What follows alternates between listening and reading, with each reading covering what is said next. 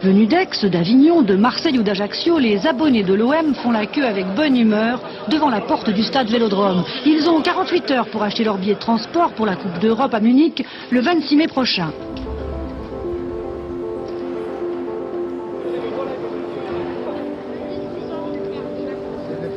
Pour ceux qui restent à Marseille, la fête a déjà commencé dans certains quartiers, comme ici à Saint-Loup, où tout le monde s'est mis aux couleurs de l'OM. On va le regarder tous ensemble sur une placette. On va louer une grande télé. Et après, s'ils gagnent, on fera la fête. S'ils perdent, on se contentera du score.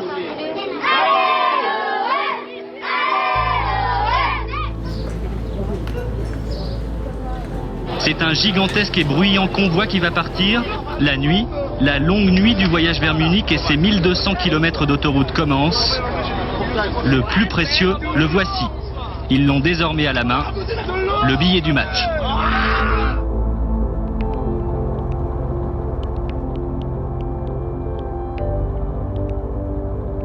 C'est un endroit paradisiaque dans une Bavière de carte postale où il fait beau et chaud.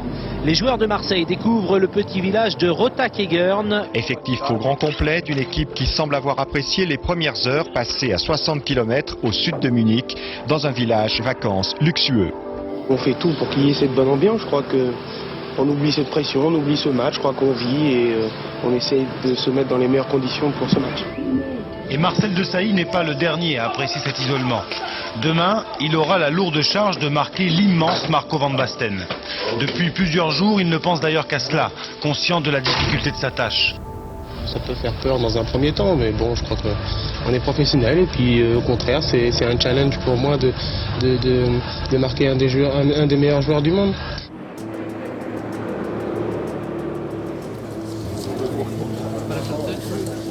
17h30 cet après-midi, les Milanais débarquent à Munich, impeccables dans leurs beaux costumes, bref, la classe. Maintenant, le cas Papin jouera pas, évidemment, la concurrence est rude. Il y en a 6 qui peuvent jouer dans tous les clubs du monde et il y en a 3 qui doivent jouer, c'est ça le problème.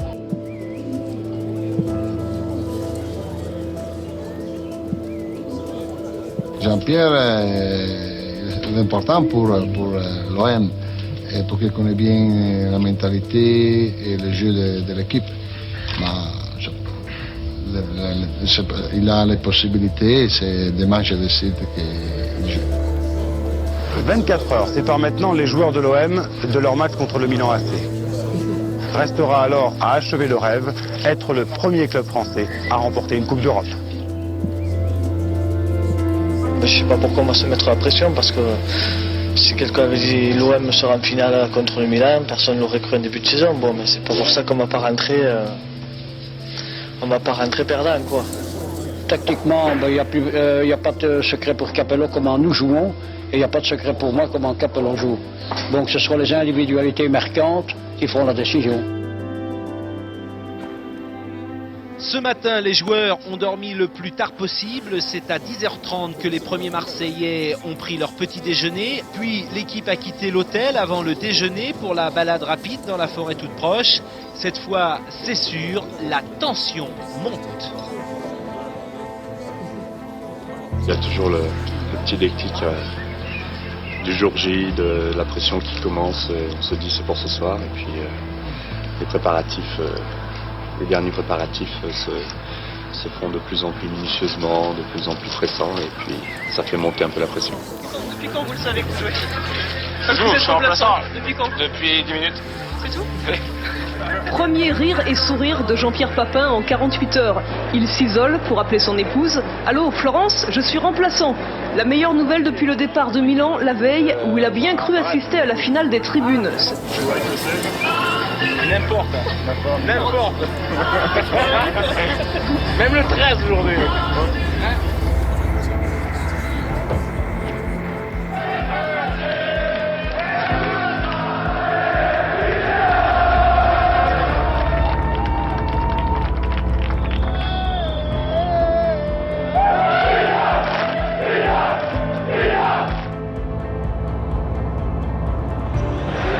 Mesdames, Messieurs, bonsoir. Nous voici donc en direct dans ce stade prestigieux, ce stade avec une intense émotion, comme vous l'entendez tout autour de nous. On va rejoindre certains des supporters qui, eux, n'ont pas pu faire le déplacement, mais qui se trouvent sur le Vieux-Port. Et oui, Patrick, ici, il y a deux catégories, il reste deux catégories de Marseillais dans cette ville aujourd'hui. Ceux qui, comme vous, pourront dire j'y étais, puis ceux qui, l'immense majorité, qui va se consoler parce qu'ils sont tous sûrs ici de faire la fête tout à l'heure sur le Vieux-Port. Merci Alex Guiraud qui peut venir me rejoindre puisqu'on a quelques secondes. Guiraud, un pronostic? On ne peut pas faire de pronostic, il faut espérer que les Marseillais vont être dans un grand jour et puis combler le petit handicap qu'il y a au départ par rapport à l'équipe de Milan. Et puis voilà. On croise les doigts pour eux et on croise les doigts surtout pour un très beau spectacle. C'est pour ça que je m'étais préparé, c'est pour ça que je voulais absolument jouer cette finale. Pour tout l'or du monde, j'allais jouer cette finale. Et je voulais vivre quelque chose d'intense. Je ne savais pas si j'avais la possibilité de jouer une finale.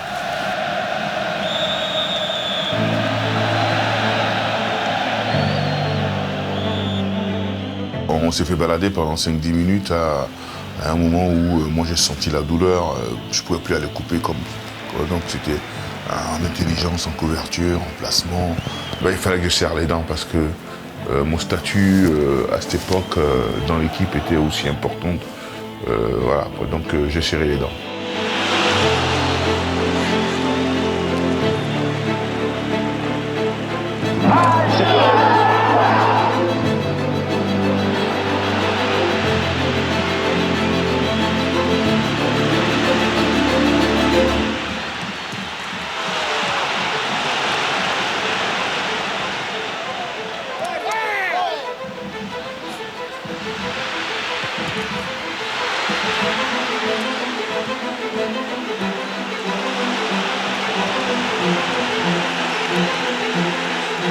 De ce corner, c'était Abedi Pelé qui vient à côté de moi, qui me dit écoute, j'ai oublié qu'ils étaient aussi grands les mecs, donc écoute, va pas au deuxième poteau parce que tu vas me faire frapper comme une mule, j'ai pas envie de frapper comme une mule, fais semblant d'aller au deuxième.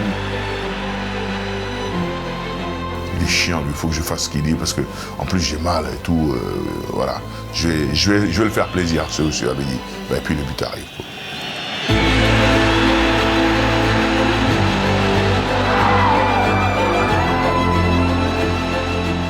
Arrive, on n'est pas très euphorique parce qu'on ne domine pas complètement le match.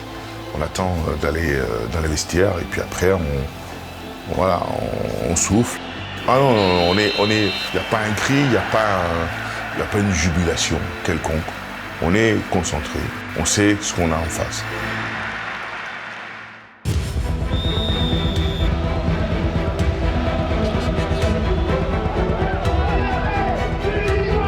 Jean-Pierre était pas très tranquille pour nous parce qu'il connaissait tous. Parce qu'il nous connaissait tous, parce qu'il avait déjà des qualités exceptionnelles de buteur.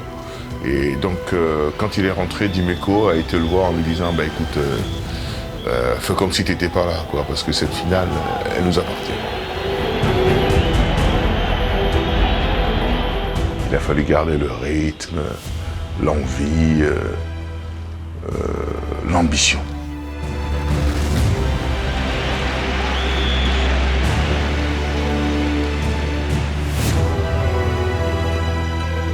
On vit 45 minutes comme 45 ans, quoi.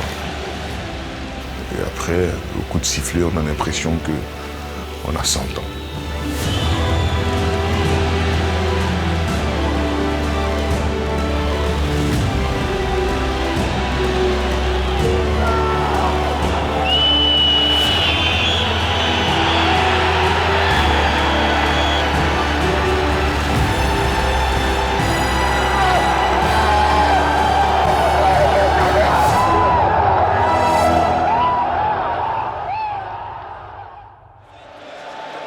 On est champion d'Europe.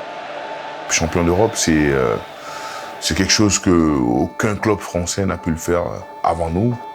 On est dans l'histoire. On est dans l'histoire et on a atteint un objectif, quoi. On a atteint un rêve commun. Je pense que ça a été aussi un moment important d'avoir une ambition commune et de se sacrifier aussi.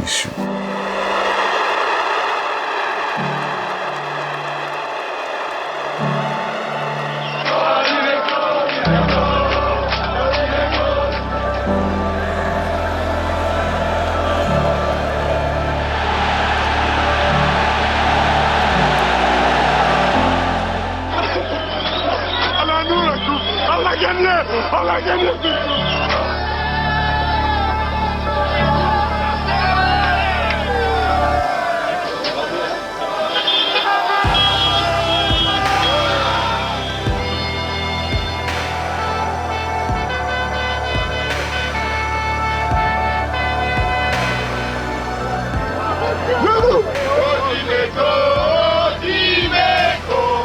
Je vais dormir avec ça.